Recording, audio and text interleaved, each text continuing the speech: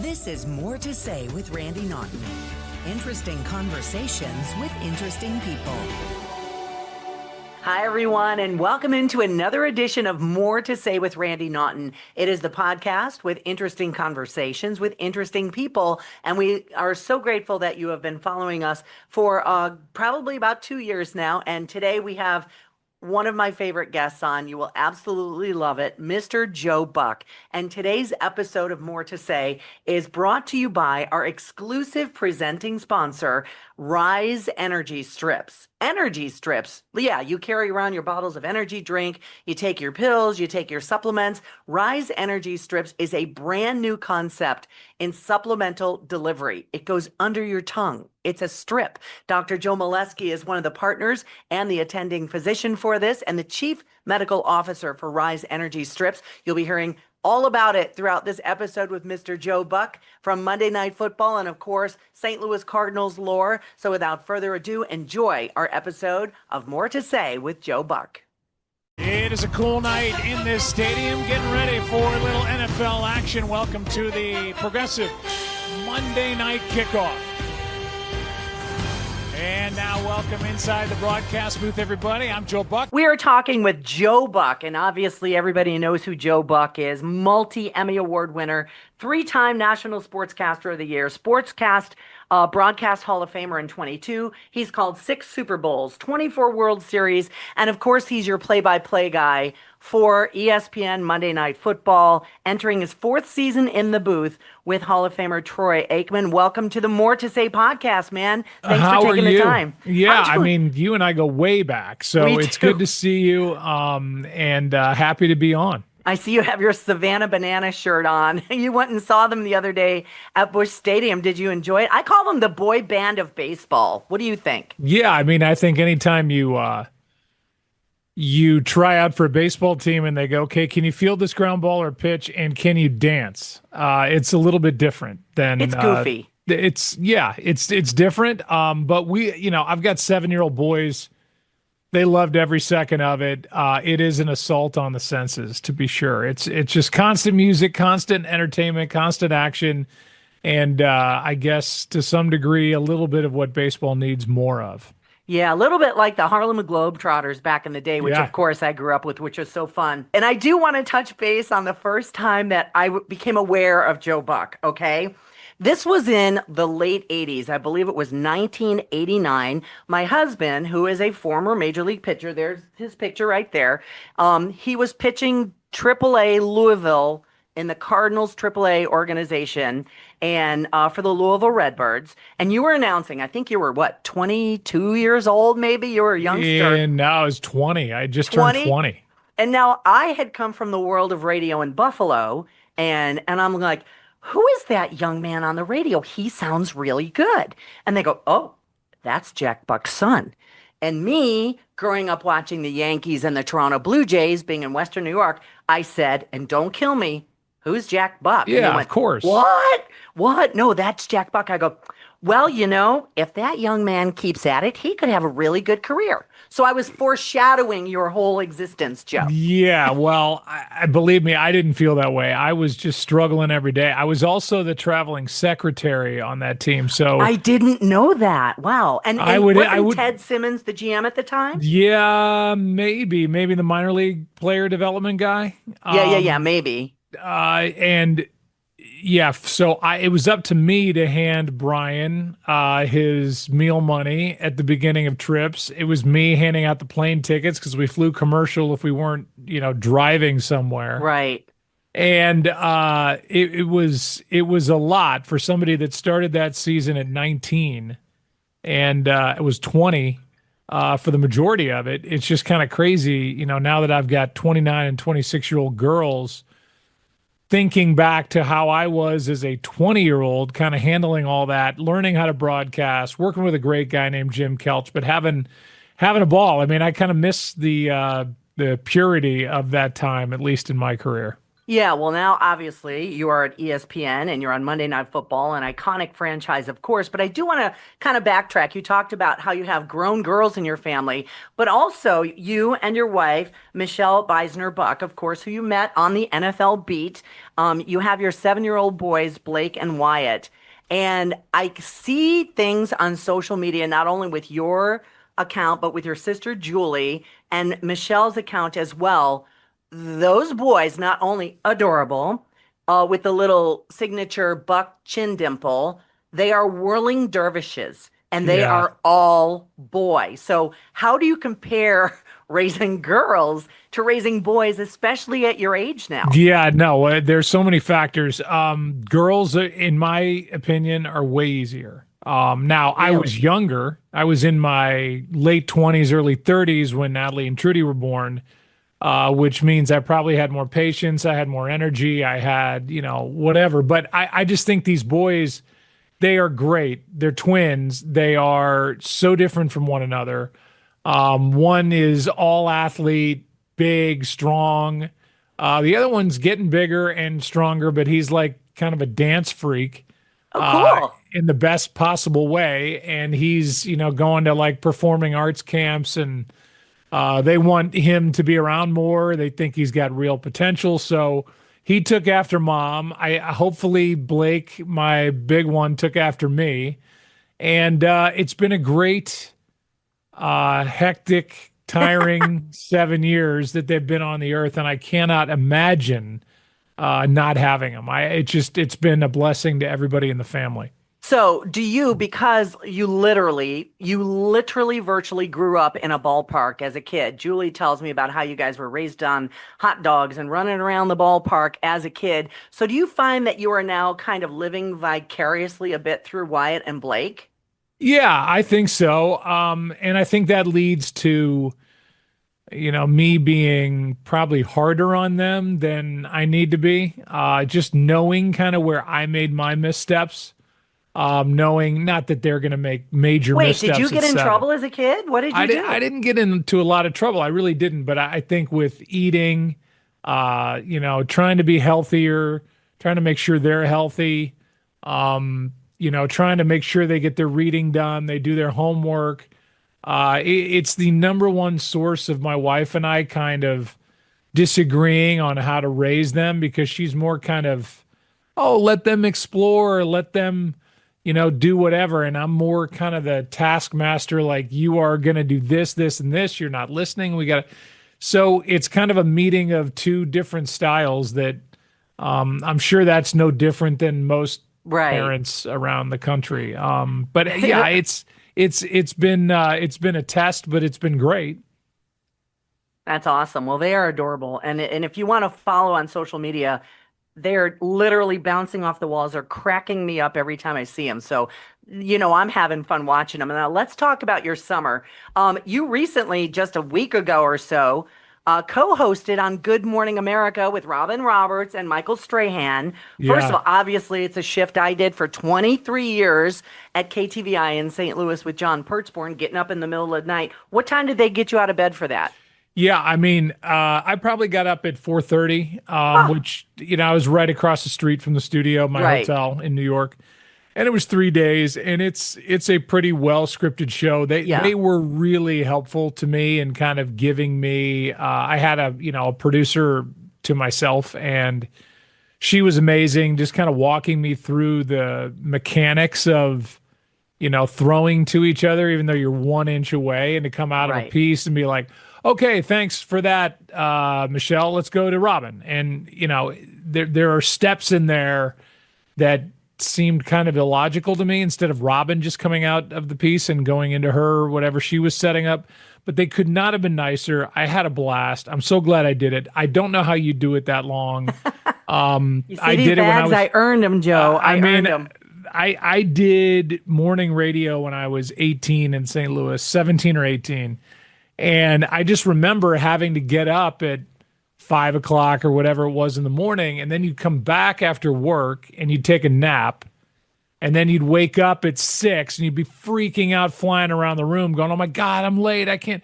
And then it's 6 p.m. and not 6 a.m. Like it completely Oh my God. flipped everything. And so for you, I take my hat off, because to be on and ready in the morning, to be cheerful and bright and, focused, is really different than the kind of broadcasting I've done my entire life. Yeah, and it definitely takes a toll, but I will say that, my daughter's 32 now. It was the best shift for a working mom because I went to every practice, I went to every parent Yeah. teacher thingy, I went to everything. But getting back to your appearance on GMA, it is live and you had a live moment. You had a burrito blowout. What happened? Yes.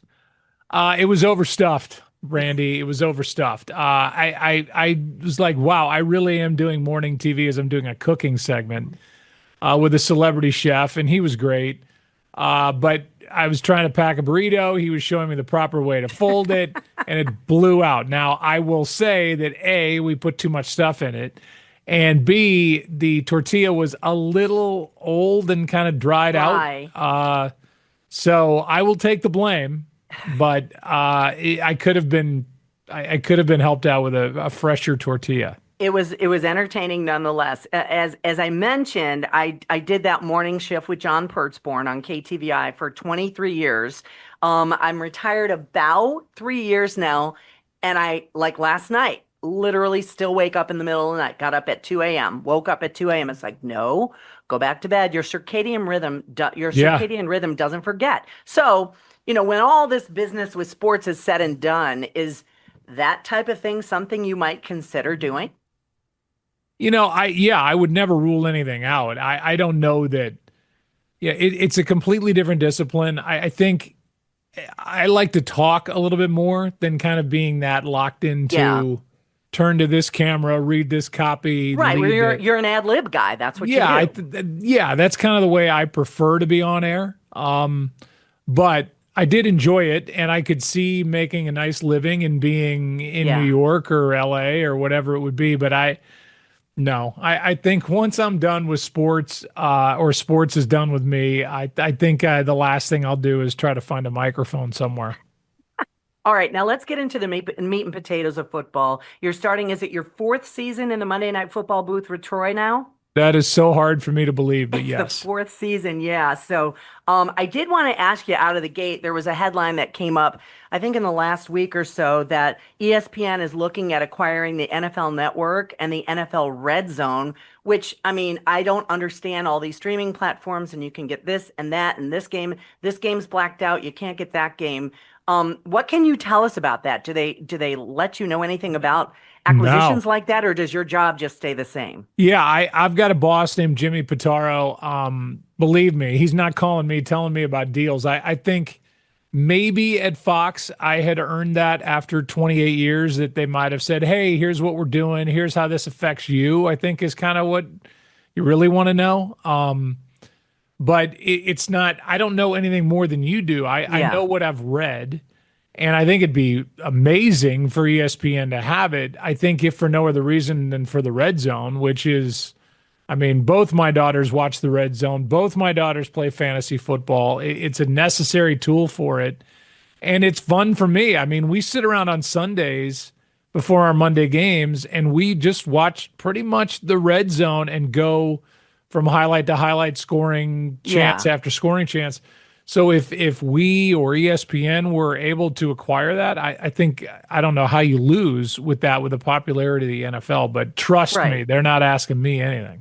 But of course, NFL fans will always have something to squawk about. I want to ask you, as far as programming goes, and I know that you've done all your preseason meetings and such, are fans going to see anything different this year as far as presentation?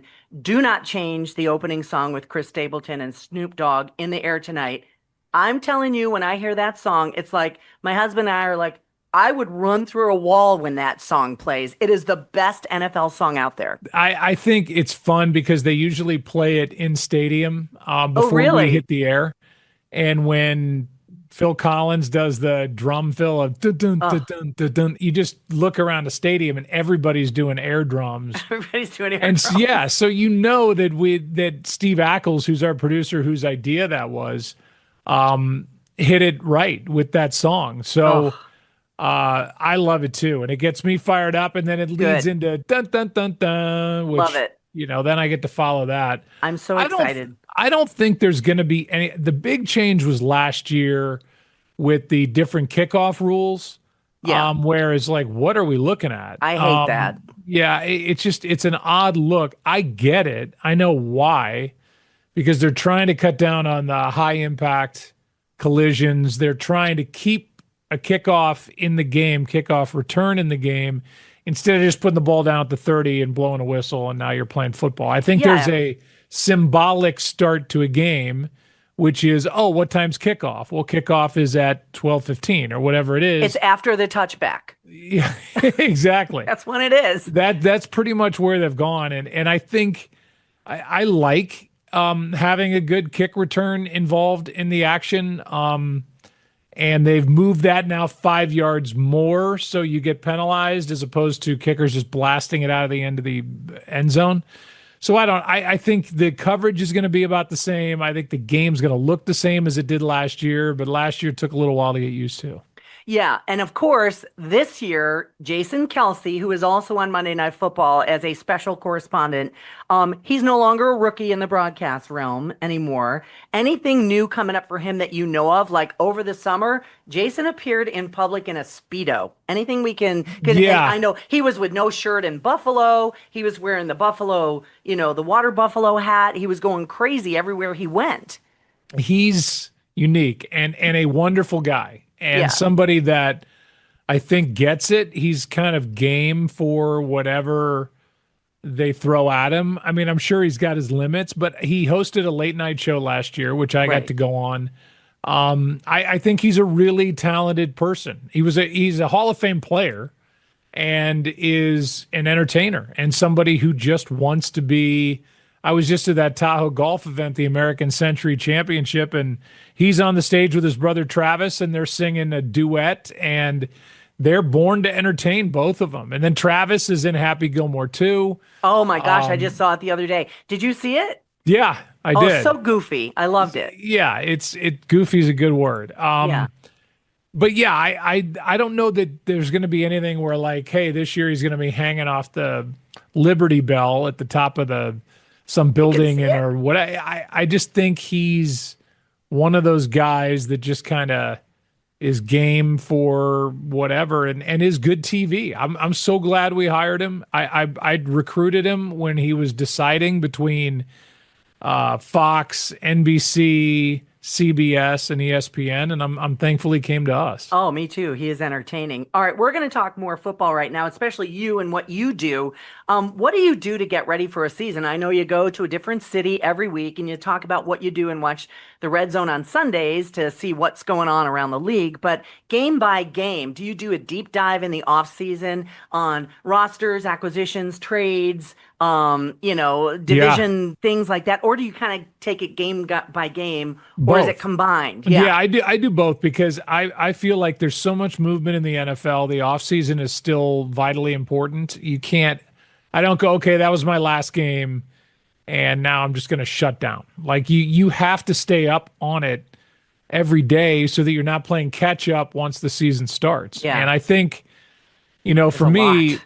it's a lot of movement. It's a lot of information. It's a lot of trying to remember, from head coach on down, like who's where this year? How is it different? And so you have to stay up, I think, every day. Otherwise, I just kind of get a little overwhelmed. So Yeah. but each game is its own chapter of my year. So if I leave a Monday night game, I've got all the articles written that have been written about the two teams I'm going to do the next Monday night waiting for me. So I'll get on the plane and just start plowing through that and start looking at specifics of the game they just played, how they won or how they lost, why, who got hurt, what the major topics are.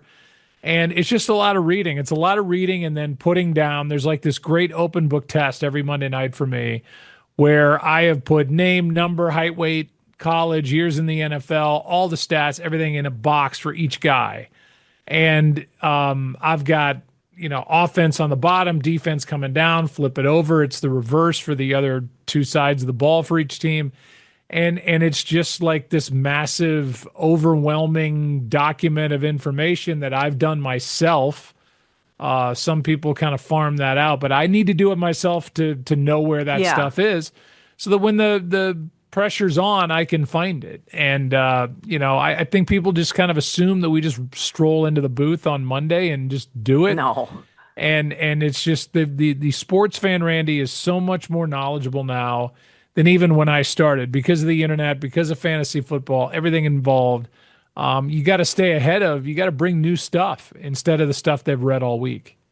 Awesome. And I understand before, like at the beginning of the summer, you guys were doing the network up fronts, you and Troy for ESPN and Monday Night Football. You went on Good Morning America and made your Super Bowl prediction. Who I by did. chance would that be, Joe? It would be the Buffalo Bills, Yes. and I am just so hopeful. Josh Allen is one of the few guys that I've gotten to know in the league personally. Been around him, played golf with him. That's not a name drop. That's a reason for me going, I want this guy to win it all, because I think he is the Oh, perfect front man for that city. I think he's bought in as a California kid into life in Buffalo. He signed a massive contract, but certainly could have held out and looked for every last dime, either from them or somebody else. I just think he's a wonderful young guy, and I would like to see them get over the hump. And it'd be great for you as a Bills fan. It'd be great yeah. for the city. It's their last year in that stadium, and I don't know. You kind of lose that fan side of you when you get into doing what I do. But as far as the personalities involved, I'd love to see him get over the hump. Usually I rattle off a whole number of our sponsors, but today we are sponsored by one and only Riize energy strips. And you're like, Riize? I've seen those. I've heard of those. Riize. I've seen them on TikTok. I've seen them all over Instagram. Yeah, that's what we're talking about. And today we are going to be talking to one of the partners and the chief medical officer with Riize health strips, with the energy strips. And this is Dr. Joe Molesky. And you're like, I know that guy. He's the one from STL Medical Weight Loss. But Dr. Molesky has now partnered with the folks at Riize Energy Strips, and he's going to tell us all about it. Thanks for joining me today on the More to Say podcast. Yes, thanks for having me, Randy. It's always a pleasure to be on the podcast. I know we talked about, having patients lose weight, getting down on their the scale and whatnot. But what we're talking about today is Riize strips. So really what Riize is, or riseup.com, we are a supplement company, but we're different because we provide a different method of delivery. And that method of delivery is a strip. So I'm sure you guys heard of like the Listerine strip or the Yeah. breast strips. That's what we have. We literally have the strips that we put other vitamins and nutrients inside there, like B12, energy, and it's all clean energy. So when I say clean, you have a energy drink or a coffee or even energy pill, and all those have a laundry list of chemicals you can't pronounce and Right. really massive high amounts of caffeine, and you get a crash and get the jitters. That's not what Energy is about. It's a strip. It slips under your tongue. It dissolves in seconds, and it's all natural ingredients. And the beautiful thing is you get the energy, you get electrolytes all in a strip, and you don't have anything that you don't need, just everything your body needs. So for anybody who's listening to you and you're saying Riize Energy, it's not Rise, it's Riize, Riize Energy. We make it reasonably priced compared to some of the pill versions, or just Right. figure out how much a Starbucks coffee or an energy drink costs. I mean, those are $5-6 a piece. So we make it reasonable. We make it convenient. We make it for you. I mean, Yeah. you talk about something that's so conveniently priced. I mean, to me, I see people trying this left and right. So it's really Oh, yeah. cool. And it is Yes. Riize, riseup.com, if you want to get in on this latest craze in supplement delivery system. It's under the tongue. It dissolves in moments, works in minutes. So you want to maybe check that out to see which one might work for you for whatever you'd like to help or correct. Dr. Joe Molesky, I thank you so much for joining me. Thanks for having me. I really appreciate it. Rise up. Well, you talk about getting away from the fan. I worked in sports broadcasting for a little less than 10 years, and you do. You have to dial it back as a fan, but I've always followed the Buffalo Bills. In fact, this year I did a thing. I purchased season tickets with my sister. So I'm going to be flying back Oh and my forth God. to Buffalo all season long, sometimes twice in 1 week. So yeah, I'm going to be doing that, going to check out the Bills for their last season at Highmark Stadium. So Yeah. I'm wondering if my sister and I can wander up to the booth on the Monday night game with you at You know all. what? We do not. So there's one Monday night game there, or a Bills game on Monday night, and it's a night where we have two games, and I'm not doing it. So I just did an event with Josh, and I said, "Can you believe I am not going to see you all year?" Oh my And I gosh, cannot believe that they are not a feature game on Monday Night Football. That breaks my heart. that's goofy. It is goofy, and I think it's a miss. I think it's a miss that A we don't marquee get team to. like that with the Well, yeah. MVP. Come I mean, on. they're going to have plenty of primetime games. It's just I think one thing that we can do really well being at ESPN is spending an entire day talking about a game. And in that case, it would be spending an entire game talking about not only a game, but an organization and the end of a stadium that's seen so many highs and lows. It's just a shame that we're not going to Yeah. be there, but Well, that's I'll the be way it there is. cheering them on, and I'm joining something called the Water Buffalo Club where they wear those goofy Fred Flintstone water buffalo hats. I won't be doing that. I've Are got you going to do plenty. the jump into the table I thing off don't the? believe I'm going to do the jump into the table, and I don't believe I'm going to get covered in mustard or ketchup. I'll Yeah. leave that to Jason Kelsey. He did that last year. I want to ask, if not the Buffalo Bills winning the Super Bowl, and it's hard being a Bills fan in the middle of Chiefs country here in St. Louis, if not the Bills hoisting the Lombardi Trophy, who would it be? Um, I mean, I think again, Philly is the head and shoulders leading type team in the NFC. I really do. I think the AFC is where you get a little bit more muddied. I mean, you've got another year of the Chiefs, you got another year of Andy Reid, another year of Patrick Mahomes. They're fantastic. Yeah. There's no way if you know Patrick that you can't also root for him because he's a good guy. And their sustained success is unmatched right now in the game. But that's not it. I mean, you can look at other spots in the AFC. That entire division is better. I don't sleep on the Chargers in a weird way. I think another year of Jim Harbaugh, another year of Justin Herbert. I liked what they did in the offseason. And let's face it, everybody in the AFC West is playing catch up to the Kansas City Chiefs. That's the Yeah. way you've got to look at it.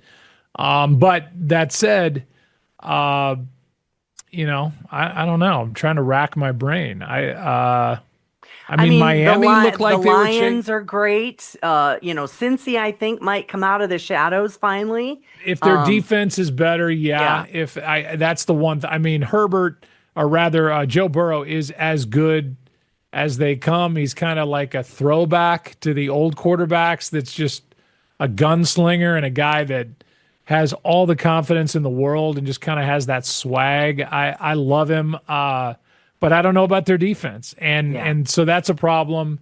You're right about Detroit, and they're a lovable team, and Dan Campbell's done such a great job, and Jared Goff, who's another terrific young man. Just he and his wife, they just had their first baby. He's a guy that got traded away from LA after taking them to the Super Bowl. So he's an easy guy to root for. I think you're right. I think it's Philly, Detroit, Washington should be good again, and maybe Chicago. I don't know. I mean, does Minnesota take a step back with Sam Darnold now in Seattle, and they're going with, in essence, a rookie quarterback and JJ McCarthy? I think the fun thing about the NFL, Randy, is that we just don't know who's going to be the team that's going to come up and surprise everybody. Is it Atlanta with Michael Penix Jr.? Right. Is it? You don't know, and that's the fun of it. Major League Baseball is in a time now where it's like, okay, the Dodgers are always going to be in it, the Yankees, the Red Sox, the Mets, the Phillies, kind of these upper tier teams that are able to just throw money at every problem. And there's 5, 6 teams at the most that you go, okay, they should win the World Series. And that's it. The NFL is more wide open. And I think that's a good thing. And that's the funny thing where you mentioned about all the moves and all, you named a bunch of players and teams. I'm like, oh yeah, they moved there. And my thing is with all of the yapping, the preseason yapping going on and the 7 hours up until kickoff and everyone's blah, blah. My philosophy, snap the damn ball and let's see what happens. Okay. Yeah. Let's just play the game. Absolutely. And then we make a big deal about our schedule. And there have been years where the schedule comes out in May and we're like, oh my God, we got the greatest schedule. And you're one injury away or one team just falling on its face away from going, oh my God, we got to do that game. When in the beginning of the season, when the schedule came out, you're like, oh my God, I can't wait to do that game. It's just everything is so fluid in the NFL. And I'm with you. I mean, just put it on the tee, kick it off, and let's go. Snap the ball. Okay, I'm going to do just a list of some rapid fire questions. Okay. And just let's go. What do you like calling better, football or baseball, and why? Game 7 of a World Series is the most fun just because it's been an entire month after 6 months of a baseball season. And a Game 7 comes down to 1 or 2 moments where a team wins or loses a world championship. There's just nothing like it. Is there another sport that you would like to call and be just as good at that you haven't done? No, I've done basketball, college basketball. I've done golf. I have no desire to do anything else other than right now the NFL. Cool. Love it. For a while, your Twitter profile or X, whatever they call it, it said, it's true, I hate your team. Basically like, yeah, Joe Buck's a homer. I said, I don't hate any team except yours. Exactly. That was it. So, but you changed it for this year. I checked it out before we started yapping. So because every game you broadcast, you get hammered online. So how do you handle the trolls? You just don't care about it. I mean, unless one of the trolls is the guy signing my check. Exactly. It doesn't matter. And you can't win that game. You cannot win that game. No, you can't. Okay. Do you have any pregame rituals or superstitions going into the booth? Like do you wear lucky socks or do the kids give you artwork or something like that? Actually, it's those two things combined. I have like 3 pairs of socks that are on a rotation that have my boys' pictures, their heads on them.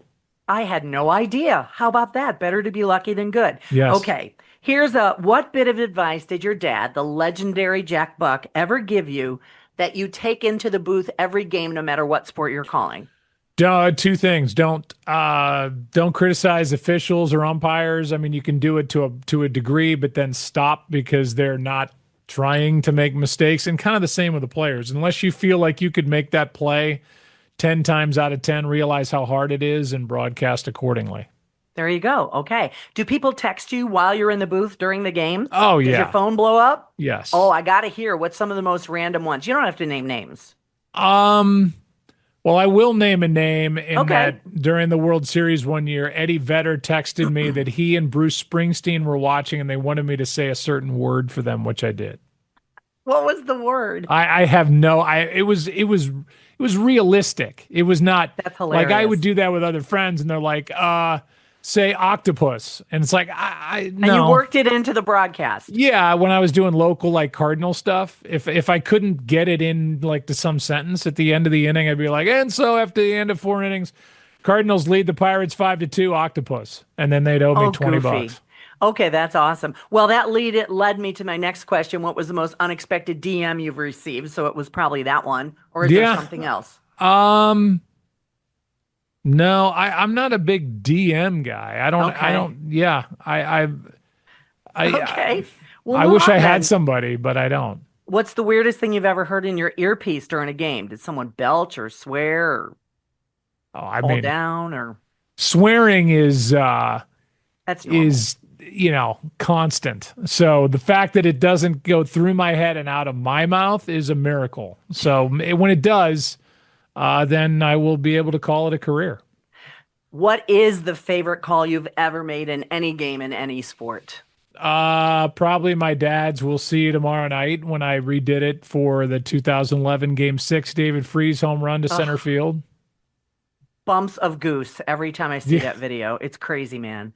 What is the broadcast moment that you would like to go back and redo if you could?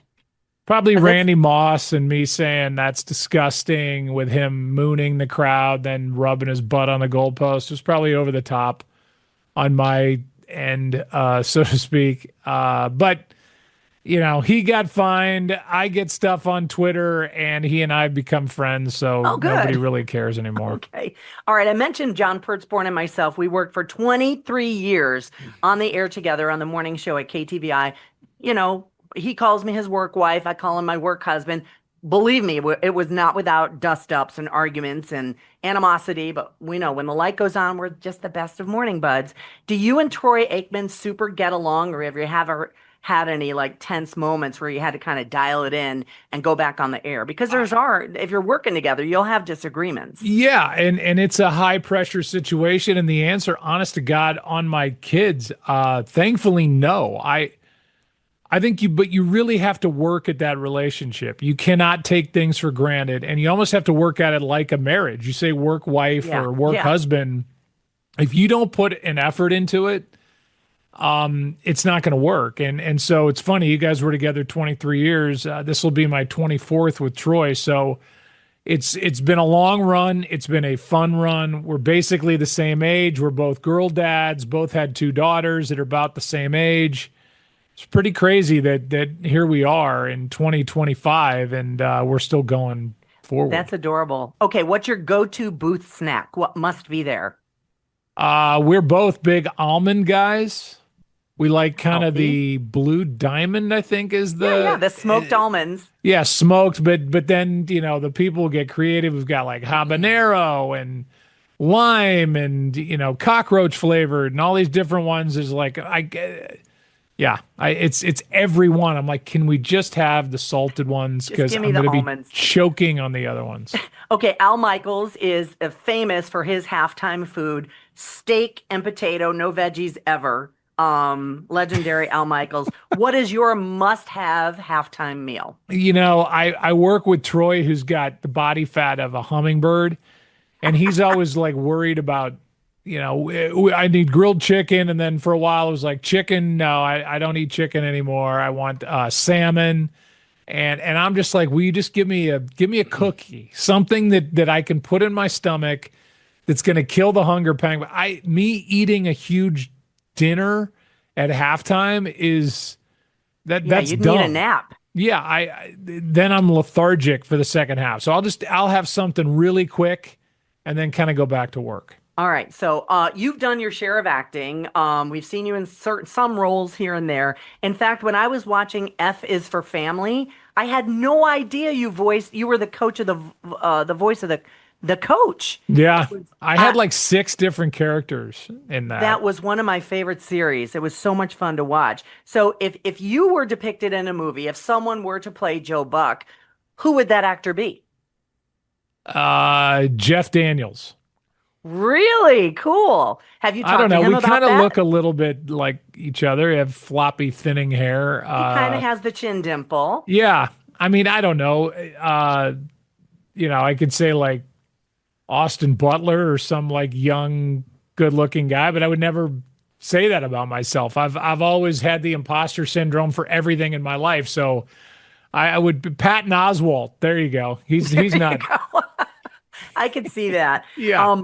You mentioned your daughters, and Natalie, we know, is also in the acting world. I know that she's kind of getting more and more roles. Where is she now? Is she going to be appearing on anything we'll be seeing soon? That's a great question. She is auditioning constantly. She was in the Ham, Your Friends and Neighbors show opposite a big scene with Olivia Munn. Currently, as you and I talk right now, she's on a vacation with Olivia Munn. Olivia invited her on a girls' trip, which is really cool. Oh, wow. That she's friends, and hopefully that not only leads to a very beautiful and loving friendship, but more future work opportunities if Olivia is in a position to help. But yeah, she's just auditioning. Got a call back for a Carolyn Bessette, the JFK Jr. wife role that she did not get, but she's getting a lot more looks meaning a lot more opportunities to be seen in auditions, but nothing's clicked beyond your friends and neighbors Well, it's yet. a lot of hard work. Okay, my last question in my rapid fire. And finally, since you are picking the reigning NFL MVP Josh Allen and the Buffalo Bills to hoist the Lombardi Trophy and take it all home this year, a very important question for Western New York and Buffalo Bills fans. When you're eating chicken wings, ranch or blue cheese? Answer carefully.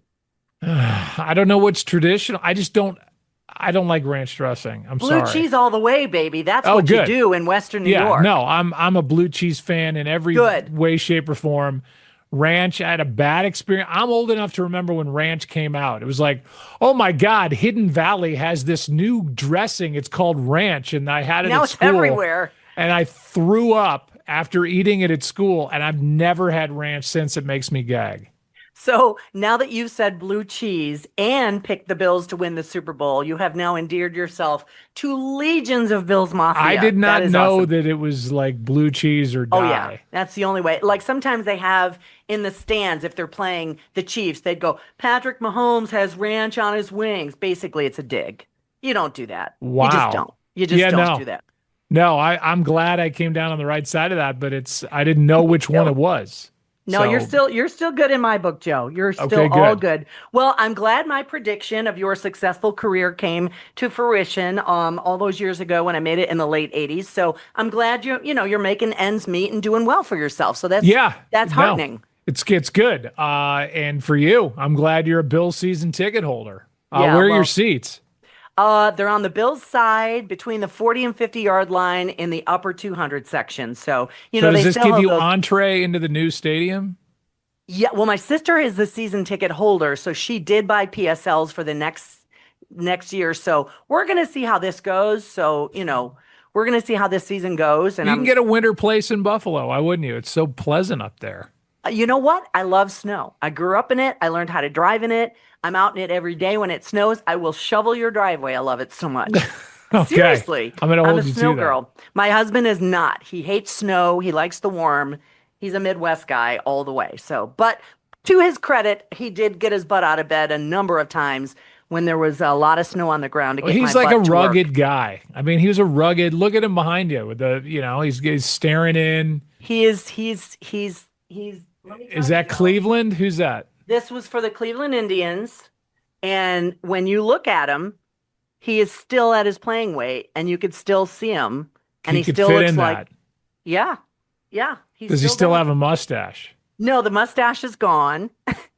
And we still have all the equipment in the basement. But if you look at him, he's still jacked. He still looks like an athlete. Yeah. So, He was always, for me, at that point, we talked about 1989. He was like a grizzled veteran, and I was somebody's son, and he could not have been nicer. So he's been always consistently great to me. and we're going on 38 years. So there we go. We're going strong, which is But great. they put the over under at 39, so you got one Okay. more to go before Very the good. over wins. Yeah. Well, Joe, I cannot thank you enough for taking the time today. It's been great. I can't wait to watch you on Monday Night Football, hear that song by Chris Stapleton, and I'm just so jazzed for football season. I can't wait. And I'm just so grateful you took the time. Thank you so Of much. course, And it's have a great good to time with your talk to you. boys. I know. Yeah, Well, I don't- got to pick him up from camp here in the next 20 minutes, so wish me luck. Joe, can I trouble you for one question? Yes. One question only, because you guys are two legends. So it was cool to hear you guys. I mean, I look up to you for like what we do here and inspiration for local guys. Well, thank you. And speaking of local guys, I just wanted to know, like, if you cross paths with a childhood friend of mine, 10 years player in the NFL from Bonne Terre, Missouri, Will Compton. Oh. He's bussing with the boys, host with Taylor Lewan. Yeah. Have you guys crossed Yeah. paths? That's my Not question. really. I mean, didn't I know. did plenty of his games. Exactly. You've called for him. Yeah. Okay. And a great guy. And I'm glad, somebody like him has got something to do like that. But I mean, tell him anytime he needs me, I'm here for him. That means the world. Thank you very That's much. nice. He's a good All man. right, Joe, get out the door. You got boys to pick up. All right, guys. All Thank right, you. Thanks so much. See ya. Bye-bye. Bye. And that's going to do it for another edition of More to Say with Randy Naughton. Thank you so much for joining us. I hope you were able to get a little bit of an insight into Joe Buck's life and what it's like for him, not only here with his family in St. Louis, but on the road with Monday Night Football, Troy Aikman, and ESPN. So good stuff from Joe, and I thank him so much for taking the time. The NFL season is starting here in a week or so. I'm so excited. Of course, the Buffalo Bills are my team.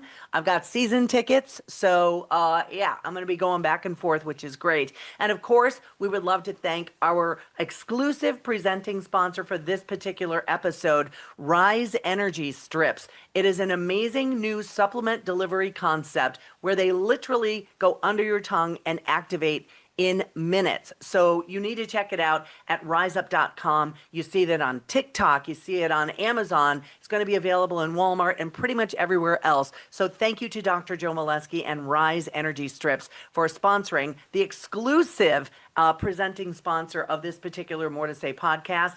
As usual, we thank you so much for following along. Please tell all your friends. I'm available on social media everywhere. Just check me out on whichever social media platform you want. And of course, like, subscribe, and make sure you catch the More to Say podcast wherever you stream your podcasts. Thank you for joining us. Until next time. This has been More to Say with Randy Naughton. Interesting conversations with interesting people. Be sure to like or subscribe wherever you get your podcasts.